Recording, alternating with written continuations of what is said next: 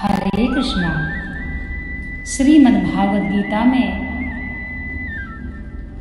अर्जुन कहते हैं, हे प्रभु, हे महाबाहो, आपके बहुत मुख और नेत्र वाले, बहुत हाथ, जंघा और पैरों वाले, बहुत उदरों वाले और बहुत सी दाढ़ों के कारण अत्यंत विकराल महान रूप को देखकर सब लोग व्याकुल हो रहे हैं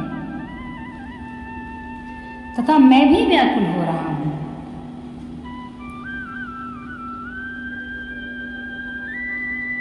अर्जुन कहते हैं, हे प्रभु, मैं आपके विराट रूप को अनेक भुजाओं, उदरों, मुखों और नेत्रों से युक्त देख रहा हूं। फिर इस श्लोक में पुनः उसी के लिए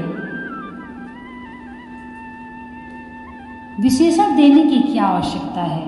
16वें श्लोक में अर्जुन केवल उस रूप को देखने की बात कही थी और यहाँ उसे देखकर अन्य लोगों के और स्वयं अपने व्याकुल हो जाने की बात कह रहे हैं।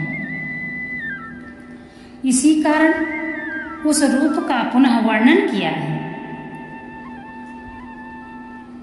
तीनों लोकों के व्यथित होने की बात भी 20वें श्लोक में भी कह दी गई थी। इस श्लोक में पुनः कहने का क्या अभिप्राय है? अर्जुन कहते हैं, हे प्रभु,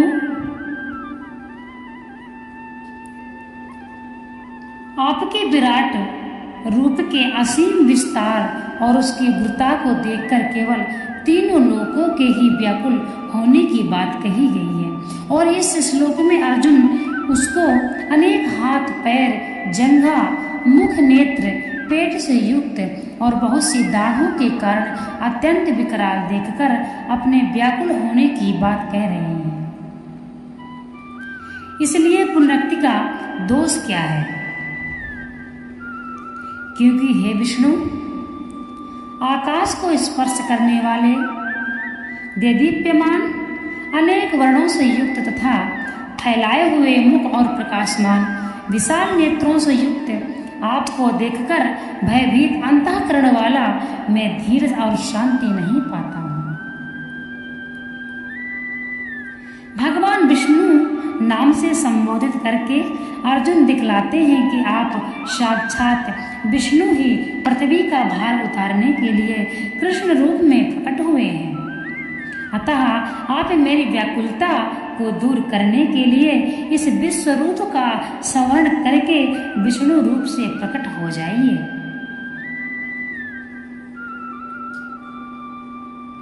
इस प्रकार से अर्जुन भगवान से बड़े विनम्रता से कह रहे हैं, हे प्रभु,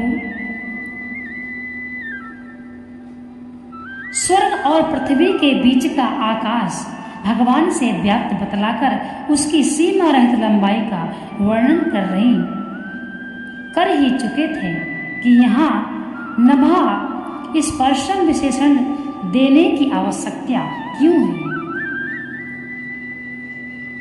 20वें श्लोक में विराट रूप के लंबाई चौड़ाई का वर्णन करके तीनों लोकों के व्याकुल होने की बात कही गई है और इस श्लोक में उसकी सीमा लंबाई को देखकर अर्जुन ने अपनी व्याकुलता तथा धैर्य और शांति के नाश का वर्णन किया है। नभा स्पर्शम विशेषण का प्रयोग किया गया है। 17वें श्लोक में दीप्ति मंतम विशेषण दिया ही गया था, फिर यहाँ दीप्तम विशेषण देने की क्या आवश्यकता है? वहाँ केवल भगवान के रूप को देखने की ही बात कही गई थी और यहाँ उसे देखकर धैर्य और शांति के भंग होने की बात कही गई है। इसलिए उस रूप का पुनः वर्णन किया गया है। अर्जुन ने अपने व्याकुल होने की बात भी 23वें श्लोक में कह दी थी, फिर इस श्लोक में क्यों कहा? वहाँ केवल व्याकुल होने की बात ही कही गई थी। यहाँ अपनी स्थिति को भली भांति प्रकट करने के लिए वे पुनः कहते हैं कि मैं केवल व्याकुल ही नहीं हो रहा हूँ, आपके फैलाए हुए मुखों और प्रज्वलित नेत्रों से युक्त इस विकराल रूप को देखकर मेरी धीरता और शांति भी जाती रही।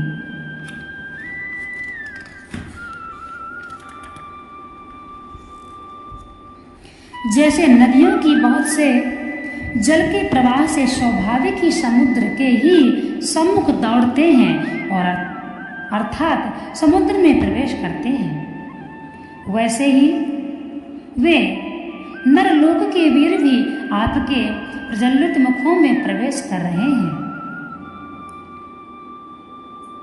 भगवान श्री अर्जुन कहते हैं, हे प्रभु, भगवान के विकराल रूप का अर्जुन कहते हैं, इस श्लोक में उन भीष्म द्रोणादि श्रेष्ठ सुरवीर पुरुषों के प्रवेश का वर्णन किया गया है जो भगवान की प्राप्ति के लिए साधन कर रहे थे तथा जिनको बिना ही इच्छा के युद्ध में प्रवृत्त होना पड़ा था और जो युद्ध में मरकर भगवान को प्राप्त करने वाले थे। इसी हेतु से उनके लिए नर लोक वीराह विशेषण दिया गया है। वे भौतिक युद्ध में जैसे महान वीर थे, वैसे ही भगवत प्राप्ति के साधन रूप आध्यात्मिक युद्ध में भी काम आदि शत्रुओं के साथ बड़ी वीरता से लड़ने वाले थे। उनके प्रवेश में नदी और समुद्र का दृष्टांत देकर अर्जुन यह भाव दिखलाया है कि जैसे नदियों के जल स्वाभाविक ही समुद्र की ओर दौड़ते हैं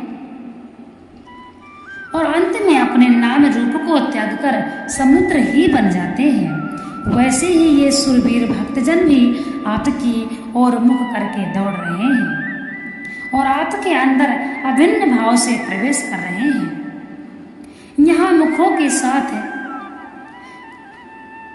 अभी विज्वलंत विशेषण देकर यह भाव दिखलाया गया है कि जैसे समुद्र में सब ओर से जल ही जल भरा रहता है और नदियों का जल उसमें प्रवेश करके उसके साथ एकत्व को प्राप्त हो जाता है, वैसे ही आपके सब मुख भी सब ओर से अत्यंत ज्योतिर्मय हैं और उनमें प्रवेश करने वाले सुरवीर भक्तजन भी आपके मुखों की महान ज्योति में अपने बाह्य रूप को जलाकर स्वयं ज्योतिर्मय होकर आप में एकता को प्राप्त हो रहे हैं। जैसे पतंग मोहवश नष्ट होने के लिए प्रज्वलित अग्नि में अतिवेग से दौड़ते हुए प्रवेश करते हैं, वैसे ही यह सब लोग भी अपने नाश के लिए आपके मुखों में अतिवेग से दौड़ते हुए प्रवेश कर रहे हैं।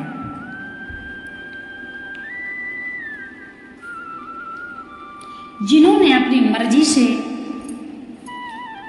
युद्ध में भाग लिया वो भी भगवान के मुखों में प्रवेश करते हुए अर्जुन को दिख रहे हैं। यह सब देखकर अर्जुन व्याकुल हो रहे हैं और भगवान से तरह तरह के प्रश्न कर रहे हैं तथा अर्जुन कह रहे हैं, भगवान मैं भयभीत भी हो रहा हूं और मैं व्याकुल भी हो रहा हूं। अर्जुन के सभी प्रश्नों का उत्तर भगवान ने दिया। यह जो भगवान उत्तर देते हैं वह हम समाज से भी जुड़े हुए हैं, इसीलिए श्रीमद्भागवत गीता का जो ज्ञान है हर मनुष्य को होना चाहिए। जो मनुष्य श्रीमद्भागवत गीता पढ़ लेता है, उसको समझ लेता है, वह व्यक्ति अपने जीवन के गति को भी सुधार सकता है तथा उस व्यक्ति को मोक्ष की प्राप्ति होती है। जिस घर में गीता होती है उस घर में भगवान श्री कृष्ण का निवास होता है। भगवान स्वयं बोलते हैं, इस घर में भागवत में मेरा निवास है और गीता में मेरा निवास है, इसलिए सभी के घर में गीता होना भी अनिवार्य है।